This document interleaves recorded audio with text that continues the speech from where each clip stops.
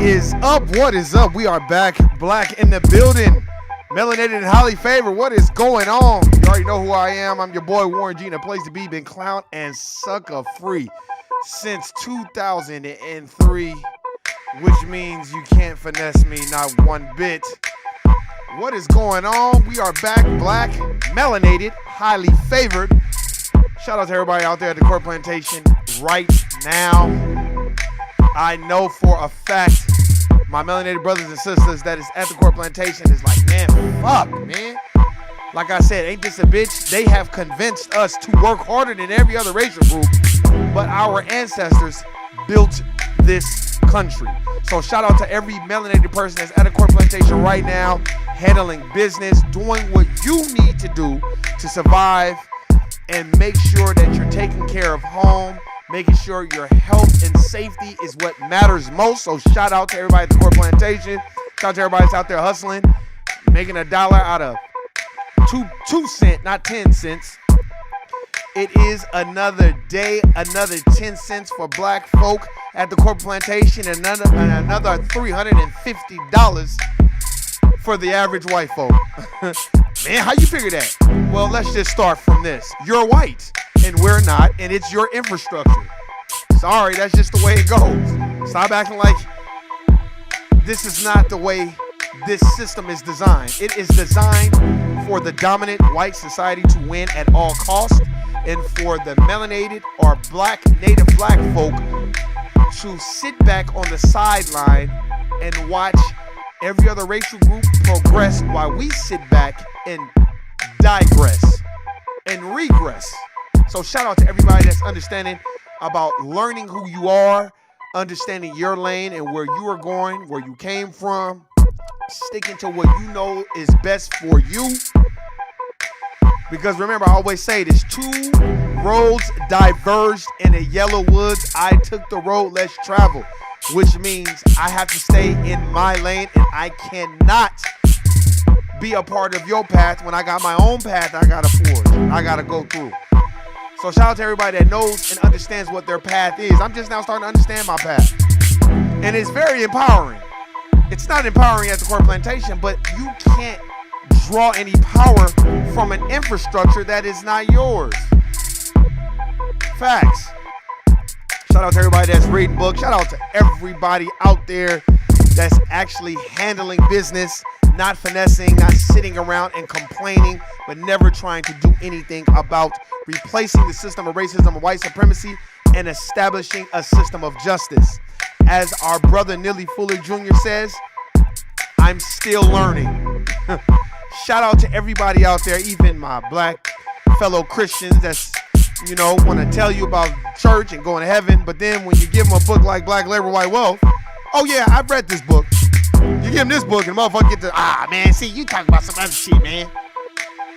You know what I'm saying? Especially if you give them this book too.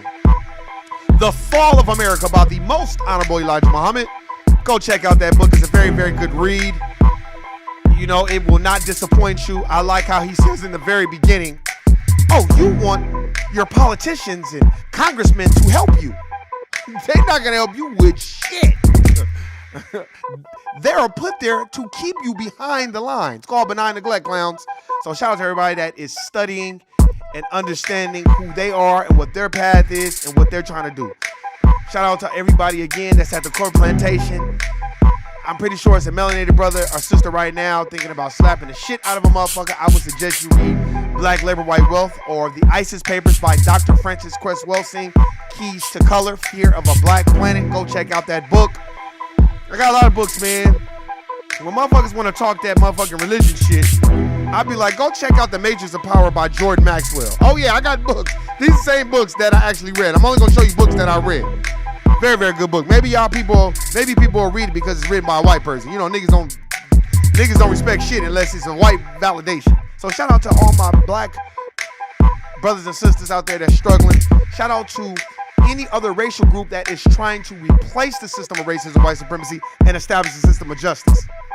As Dr. Francis Cress Welsing teaches, tell us what's being said when we're not in the room. That's what we need. So if you here to tell me a whole bunch of shit I done already heard, That's good.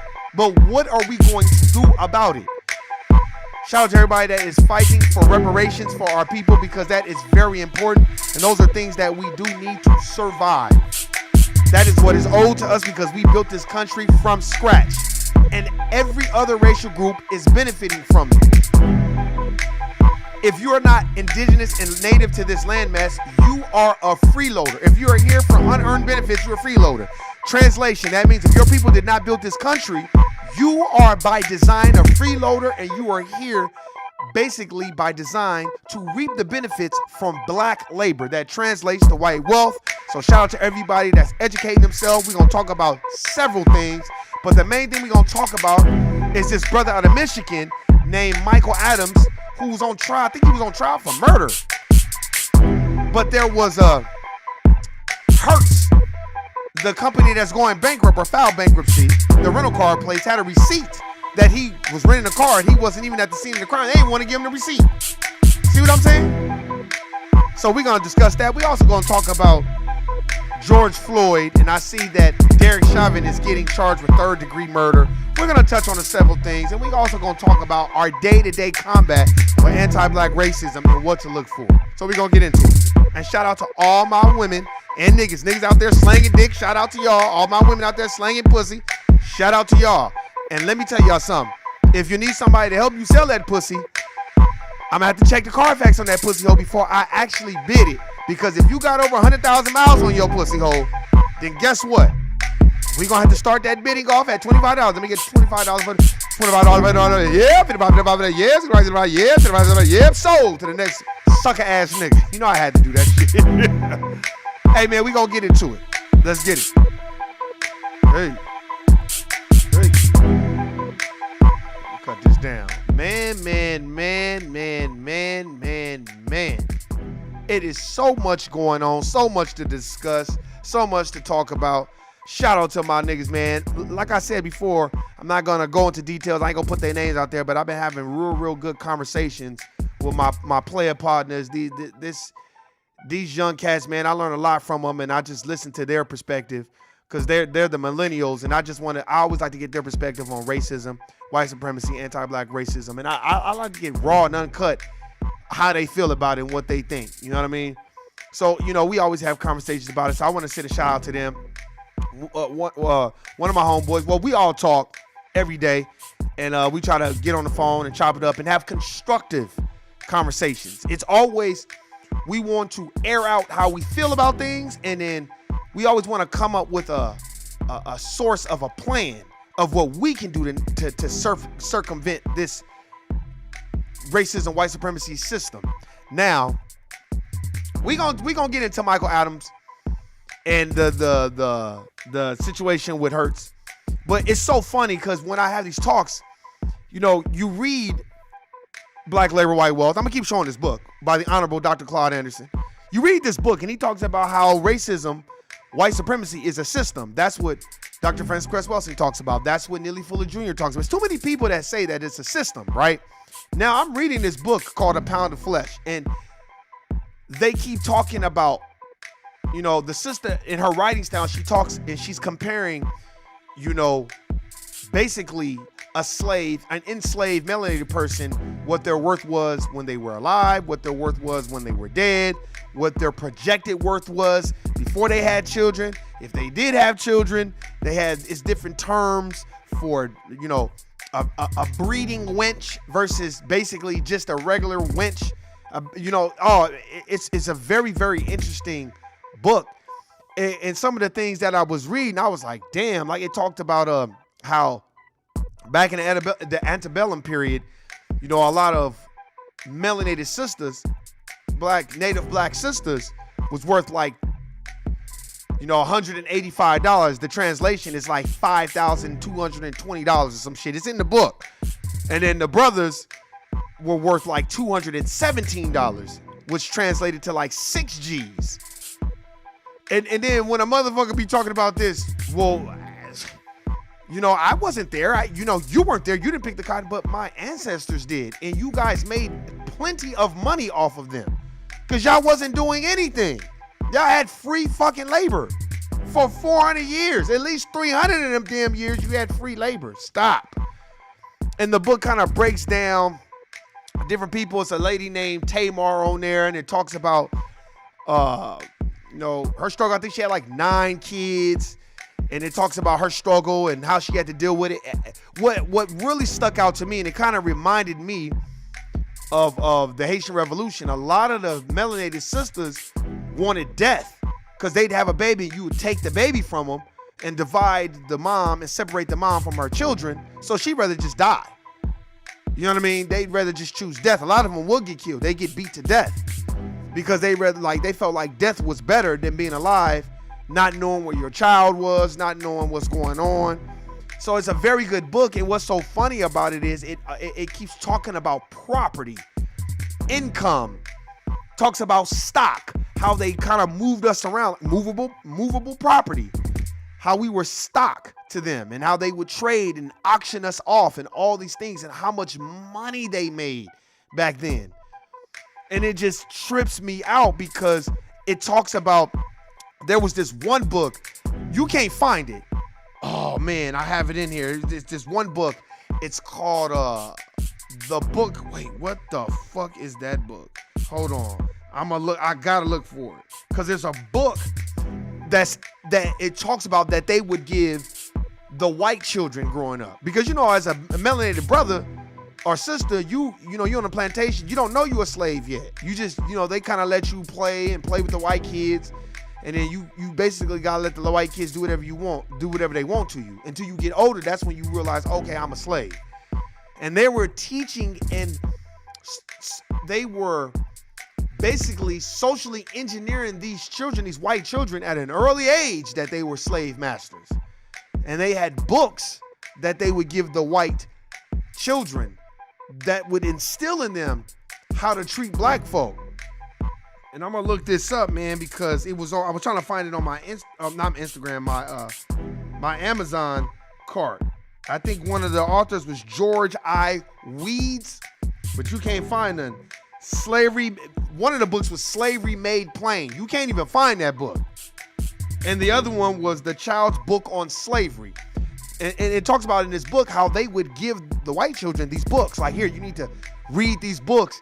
And in the very beginning, it basically talks about how it's a system, and the system only works basically if you are on code and you comply with the rules and regulations, and they are niggers and slaves basically. Now this book, they don't really use the word nigger. That's what I liked about Slavery by Another Name. They basically put it out there for real. This writer is more kind of like censored, so she won't write the word nigger. She would just put the N and explain, wow, The Child's Book on Slavery. Yeah, The Child's Book on Slavery. My man. I'm not lying. I got it from this book called A Pound of Flesh that I'm reading right now. And it's dope because basically it talks about how racism, white supremacy is a system. It's an institution. It's a team sport, as Dr. Claude Anderson talks about. As Neely Fuller Jr. talks about being on code. And if you notice, even when Oprah, I'm gonna have to get back on it again, even when Oprah was interviewing the royal couple, whatever, he wouldn't air out what they really said about that black woman. Oh, I'd rather not say. Well, tell us what they said when we weren't in the room. Well, then to me, it seems like you're still on code. Because if you want, see, that's what I mean about the dominant society. Y'all want to be playing that shit, but this is not for play. This is real. And you have to understand that if you're not going to tell us what's being said when we're not in the room, then sometimes you should just hush the fuck up and keep it moving. You know why? Because you're still trying to keep one foot in and one foot out and do the hokey pokey and shake it all about. Nah, nigga.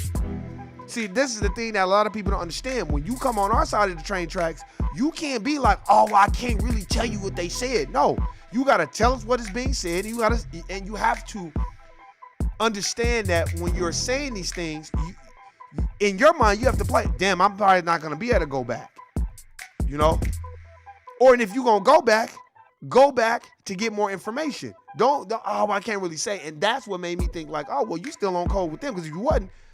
So you got an estranged relationship with your dad, but your grandmother's cool, but she's the queen, but she didn't really want to see you, was making up all these excuses. But then you kept saying, I really knew what it was. Well, I'll just make it plain for y'all. The royal family is a bunch of royal racist motherfuckers, and that's what y'all niggas get for not understanding what the fuck was going on. 1. 2, y'all notice every time it's Ghislaine Maxwell or Harvey Weinstein or what was that football player? Hey, 0666. What was that football player that just beat the shit out of that sister? But they ain't charge him with nothing.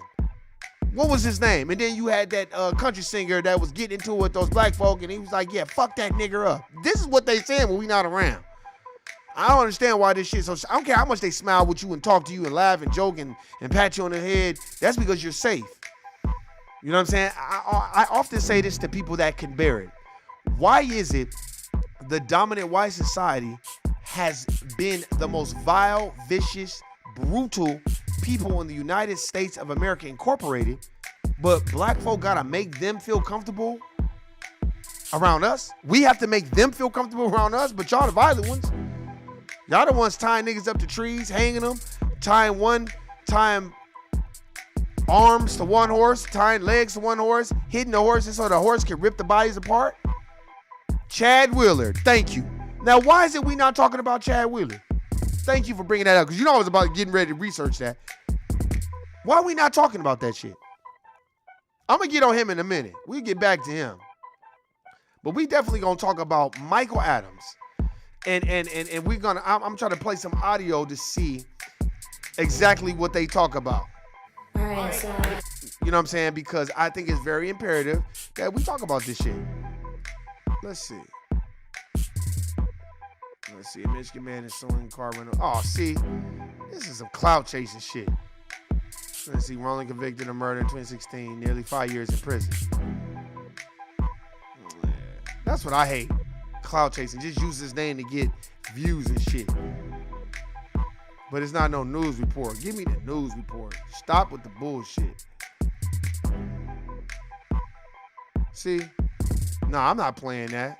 I guess I'll just talk about it. Niggas be bullshit, man. Just anything to, you know, to get on YouTube, man. Wait, hold on. Hold on. Let's see. Yeah, nah. Because they don't have none. But that's all right, though. We'll just talk about it on our own. Well, there's a brother named Michael Adams, and we're going to get into that. Michael Adams was on trial and convicted of murder. And basically, Hertz had a receipt basically that would exonerate him and would throw out the case. Them motherfuckers didn't want to give him the receipt. Let me see. And it says, a Michigan man has sued Hertz, the car rental company, saying it failed to produce a receipt that would have proved his innocence before he was convicted of a 2011 murder. So you on murder, you like, hey man, I need the receipt. And these niggas like, oh well, shit, man, we ain't got it. Y'all ain't got no cameras?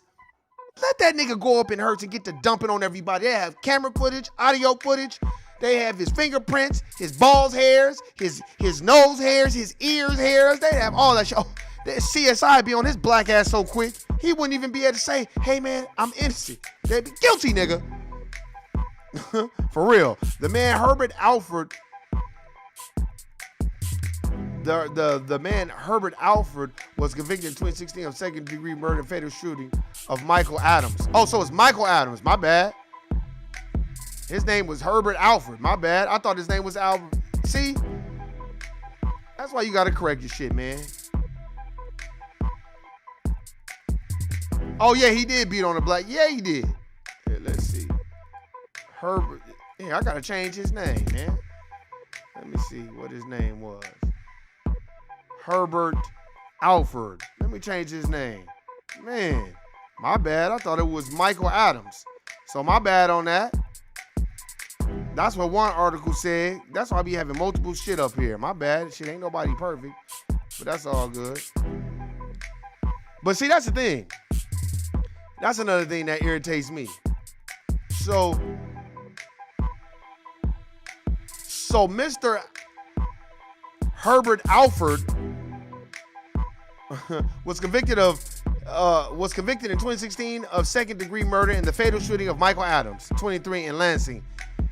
Michigan. Mr. Alfred insisted that he was innocent and that a car rental receipt from the Hertz location at the Lansing airport would prove that he was nowhere near the scene of the murder when it occurred in 2011. Now, that sounds like the Central Park 5. Oh, well, we got a nigga. Oh, well, you're guilty. Doesn't matter. That reminds me of Slavery by Another Name. Well, you look like the part. You're a nigger, so you're guilty. You're a nigger, so you're guilty anyway. The company produced the receipt in 2018, and the charges against Mr. Alford were dropped last year. Mr. Alford, 47, filed a lawsuit against Hertz on Tuesday in circuit court in Ingham County, Michigan. It says that Hertz actions, inactions, and negligence had helped keep Mr. Alford in jail and then prison for a total of 5 years. The lawsuit is seeking unspecified monetary damages. So the nigga went to jail for 5 years because they had the receipt. Now, what kind of shit is that? Let me tell you what that is. It ain't our problem. He's a nigger. He's probably guilty anyway. Now, where's the CEO at now apologizing? Because he's a nigga. That's why. Just like if you look at the George Floyd shit, the same shit. I don't like how everybody want to piggyback off the George Floyd shit like they were so concerned. Niggas wasn't really concerned about what happened to George Floyd. What happened, though, everybody just picked that story to be the topic, that everybody was going to push. Y'all notice that when you think of Breonna Taylor and Tatiana Jefferson and all those other people and Sandra Bland, it's so many stories. It's like a motherfucker just chooses one that they like that's deemed, I would say, digestible for the dominant white society, and then they'll go with that. And then the media goes with that. And you like, why, Warren? Because, man, you know how many murders had happened before George Floyd? And I'm not taking nothing from George Floyd, but you know how many murders had happened? You know, I go on. Oscar Grant, Philando Castile, Alton Sterling, Mike Brown. Come on, man. Sandra Bland, Walter Scott, Freddie Gray, and my brother out there, Eric Gardner. You got all these people in New York that was getting killed. And they were just, well, here's $5 million. Officer Pantaleo just still working on the job the whole fucking time. Let me go out there and kill somebody and see how long I'll be working at my corn plantation. Oh, sorry, Warren. We're going to have to go ahead and let you go within a matter of motherfucking seconds. It could be a rumor. It could be a lie. My black ass is fired. Don't even let me think about doing some shit. We're going to let you go. Why? Well, you thought about killing somebody and doing something. And plus, you're a nigger. So we're going to have to go ahead and let you go. That's what goes on with us. But here we go again. Oh, now the officer's going to get third-degree charge. Man, stop. Look, let me tell y'all something. If you don't study and read just a little bit, you have no idea what the fuck is going on. A lot of it is propaganda. They put the shit in front of you. And shit, look, they had me thinking it was Michael Adams. That was a dude that got killed. His real name is Herbert Alford. But the thing about it is that really bakes my noodle is this. How you gonna let a man sit in jail for 5 years and you know you had the receipt? You gonna check the cameras? Because they didn't give a fuck. That's why. Why would Hertz care about that shit? That ain't they fucking problem. But then when black folk look at other people getting killed, motherfucker want to act like, oh my God, that's racism too. Stop letting these different racial groups, white folks, Asian, everybody, stop letting them give you that narrative that black folks are racist. Black folks cannot be racist. Do you own any boats, planes, ships, corporations, agriculture, land, oil, salt, vinegar? Do you own anything? Do you own farms, cows, chickens, goats, sheep? Do you own any of that? Slaughterhouses, meat markets. Do you own restaurant chains? Do you own any of that as a native black person? No, you don't. As a collective, we own 2% of the nation's wealth. The rest of the wealth is being held in the hands of the dominant white society. You don't own anything. You don't own any major resources. They dominate 9 areas of people activities. So I'm gonna go off the dome. I'm not reading none of this shit. I'm gonna go off the dome. They dominate labor. That's 1. They dominate law. That's 1. They dominate that's 2. They dominate politics. That's 3. They dominate religion. That's 4. They dominate education. That's 5. They dominate sex. That's 6. They dominate. Did I say politics? Politics. That's 7. Then they dominate economics. And I already said award entertainment, if I'm not sure. But they dominate them motherfuckers. I'm just going off the dome. I can only go off the shit that I know. I'm not reading no shit on the screen. So that's off the dome. Because if you read the United Independent Compensatory Counter Code by Neely Fuller Jr., he talks about it over and over again. Just like racial showcasing confusion and showcasing. You know, it's so funny. Neely Fuller Jr. calls it racial showcasing. In this book right here, called Two Nations, they call it paper. They call it corporate wallpaper. You know how they have a whole bunch of black people in front, and they got pictures of black folks. I'm pretty sure you work at a job where you get emails. They got all these black people working at a computer, acting like it's just a whole bunch of black people, and we're so diverse. Man, stop. That's called racial showcasing, or corporate wallpaper, as Two Nations would say. And let me tell you something. When you start reading different type of books, it all kind of relates, man. And it'll fuck you up.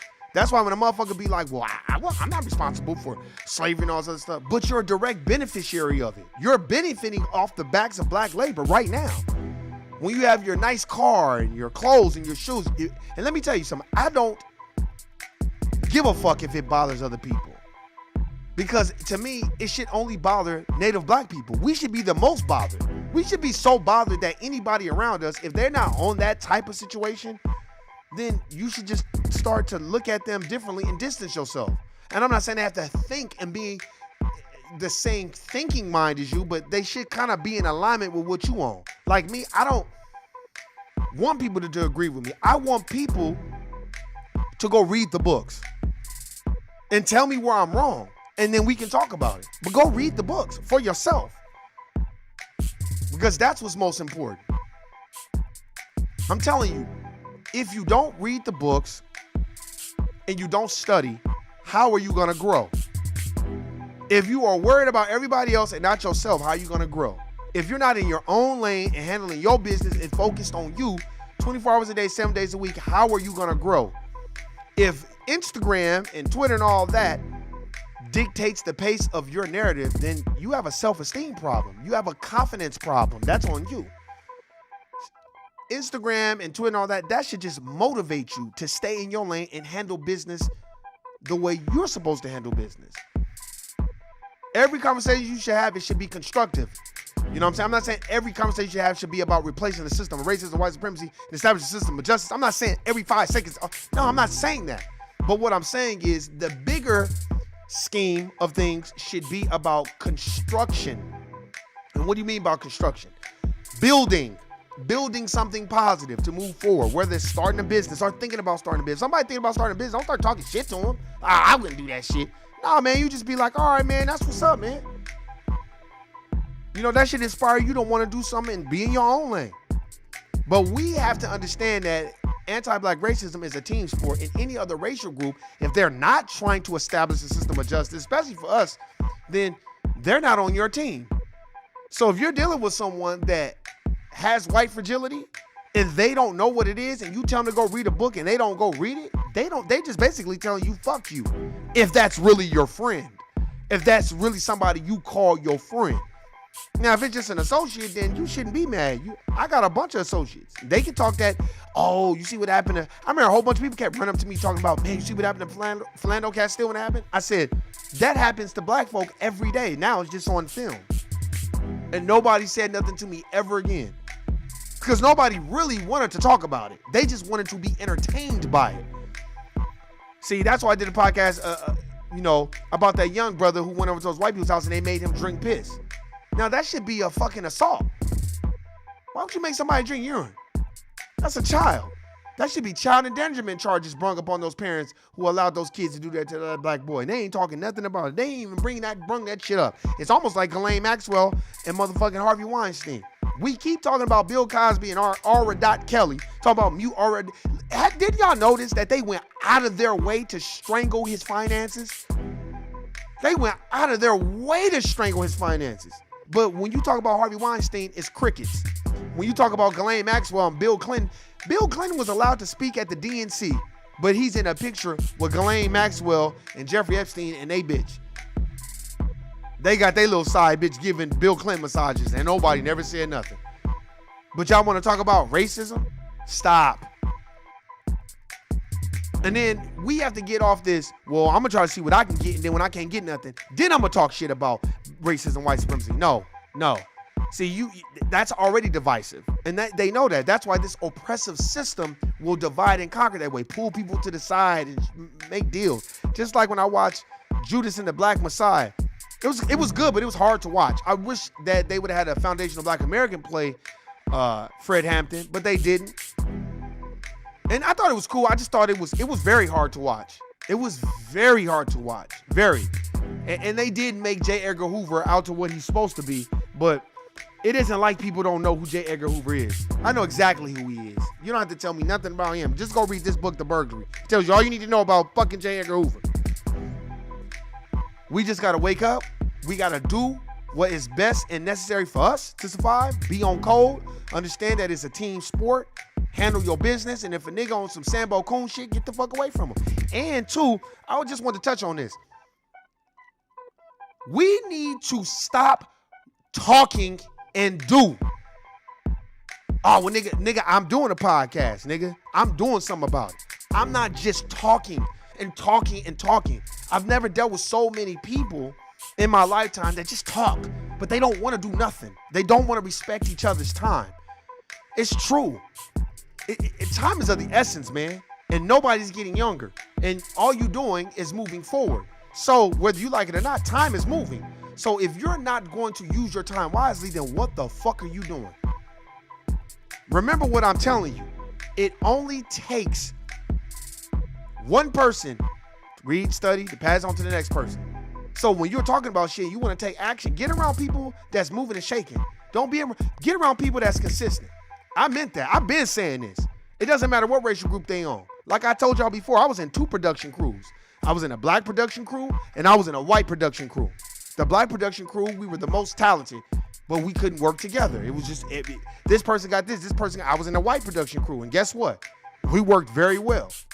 And I've been a team player, but I'll tell you this, I learned a lot. I learned how they sacrificed for the greater good of the production team. That taught me a lot. That's why it was hard for me to be in a group like that after that, because I was so used to being where, hey, it's about the team. It's not really about an individual. I'm not saying that the black crew was. It was fun. It was cool. But I just learned a lot. And people will be like, man, why you produce beats with them? And I'm like, well, nigga, they consistent and they handle business. I'm only going to do it with people that's consistent and handle business. I'm not going to do it with people that's not.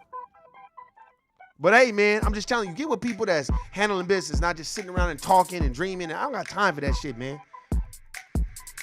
Shout out to Nuke. Shout out to everybody that listen. Hey, man, listen to this while you at work. This is the best time to watch me, man. When you at work, I think it's the best time. Take a look around you and see. You're going to see a whole bunch of fucking anti-black racism. You're going to see a whole bunch of white fragility. Tell them to go read the book. Real people that read the book, if they're from another racial group, they're going to take pride in being like, oh, shit. Man, I was on some dumb shit.